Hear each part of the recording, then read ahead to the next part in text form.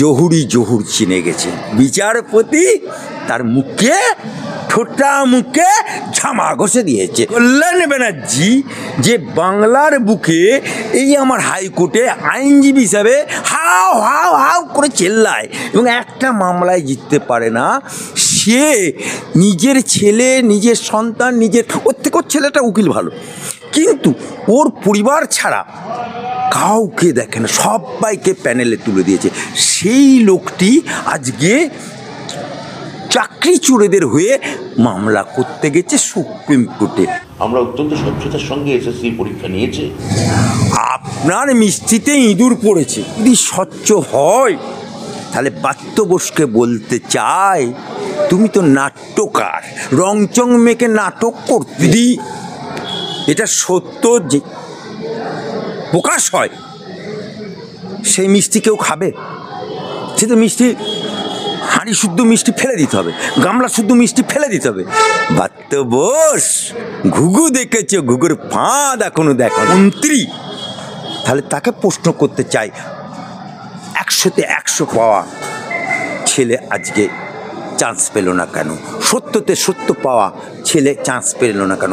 80-তে 80 পাওয়া ছেলে চান্স পেল না? তোমার হচ্ছে ব্রাত্য বসু একেবারে শিক্ষামন্ত্রী, তিনি বারংবার একই দাবি করছে এসএসসির যে পরীক্ষা হয়েছে সেটা নাকি অনেক স্বচ্ছতার সাথে হয়েছে, এত স্বচ্ছতার সাথে নাকি ভারতবর্ষের আর কোথাও পরীক্ষা হয় না। হ্যাঁ, আপনার মিষ্টিতে ইঁদুর পড়েছে, যদি এটা সত্য যে প্রকাশ হয়, সেই মিষ্টি কেউ খাবে? সে তো মিষ্টি হাঁড়ি শুদ্ধ মিষ্টি ফেলে দিতে হবে, গামলা শুদ্ধ মিষ্টি ফেলে দিতে হবে। আজকে এসএসসি স্বচ্ছ হয়েছে কি অস্বচ্ছ হয়েছে আমার আদালতে চলে এসছে।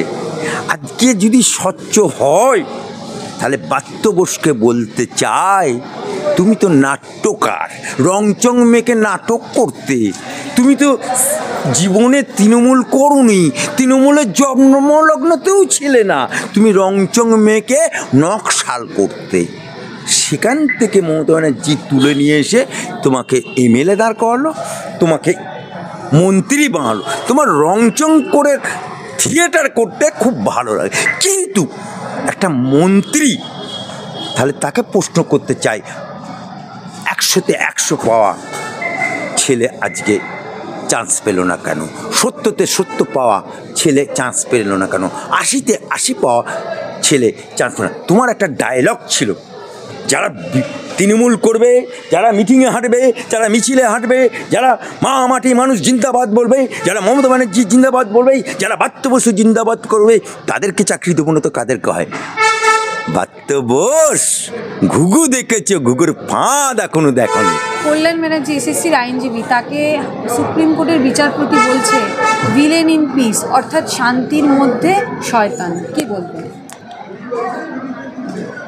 সুপ্রিম কোর্টের যে বিচারপতি এই কল্যাণ ব্যানার্জিকে উদ্দেশ্য করে যে বার্তাটা দিল, আমি তাকে স্যালুট জানাই। একজন হাইকোর্টের আইনজীবী হিসাবে স্যালুট জানাই, ভারত মাতার সন্তান হিসাবে তাকে স্যালুট জানাই, একটা রাষ্ট্রবাদী মুসলমান হিসেবে তাকে স্যালুট জানাই, কারণ জহুরি জহুর চিনে গেছে।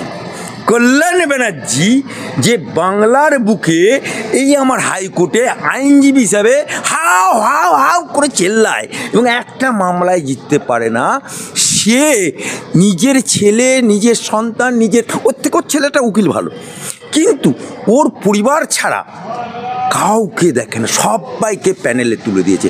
সেই লোকটি আজকে চাকরি চোরেদের হয়ে মামলা করতে গেছে সুপ্রিম কোর্টে, কিন্তু বিচারপতি তার মুখে ঠোঁটা মুখে ঝামা ঘষে দিয়েছে।